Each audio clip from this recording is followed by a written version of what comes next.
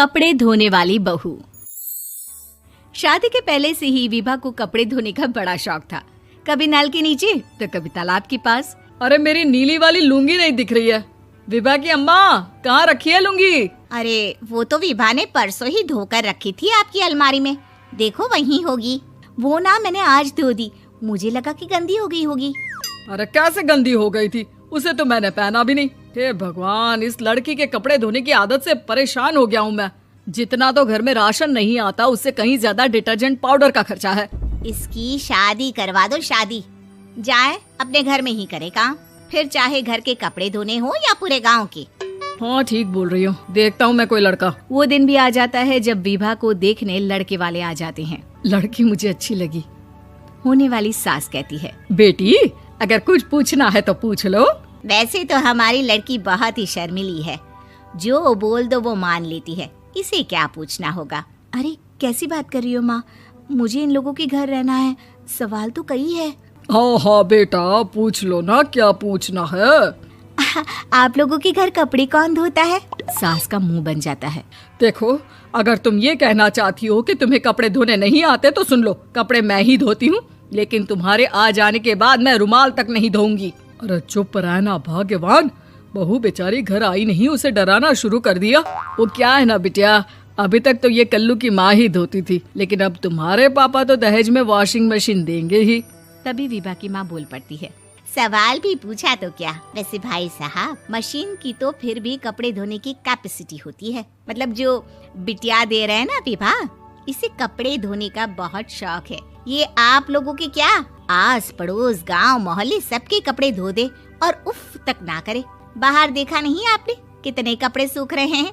सब हमारी बिटिया ने ही तो धोए हैं। बस भी करो ना माँ, शर्म आ रही इतनी तारीफ सुनकर।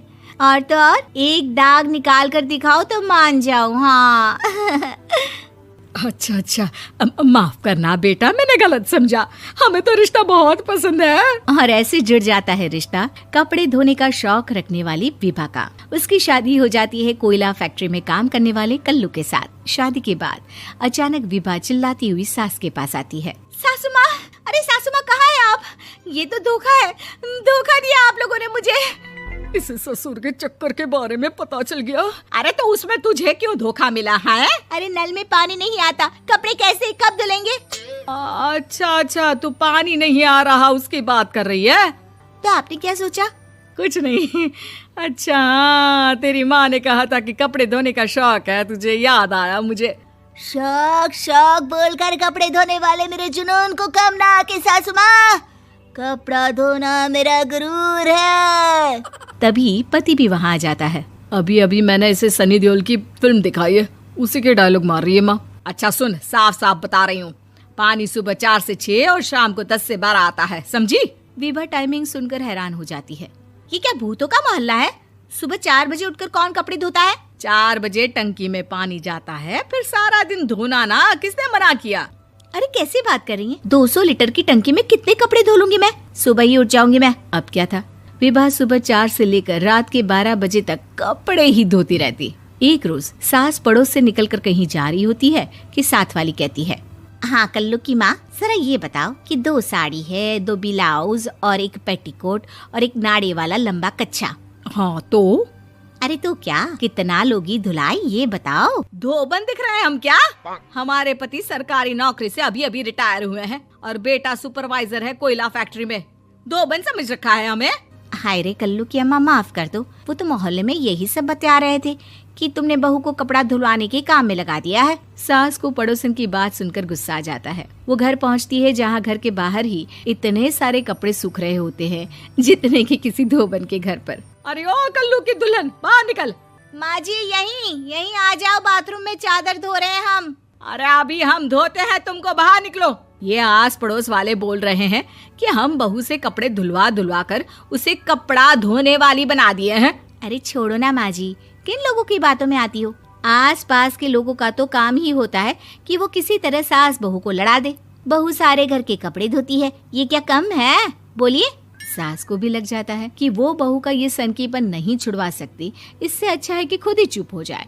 एक रोज सास और बहू मंदिर जाते हैं, जहाँ सास की साड़ी वहाँ खड़ी भीख मांगने वाली से मिलती है। माँ जी क्या बात है, आपकी साड़ी उस भिखारन से कितनी मिल रही है ना? हाँ हाँ देखो तो, दोनों की साड़ी मिल रही है। क्या बात है कल्लू की अम्मा, तुम खुद को तो अफसर की बीवी बताती हो और ऐसी सिंपल सी प्लेन साड़ी पहनकर घूमती हो। सिंपल और प्लेन नहीं है ये साड़ी। तो क्या सोने के धागे से फूल बने हैं?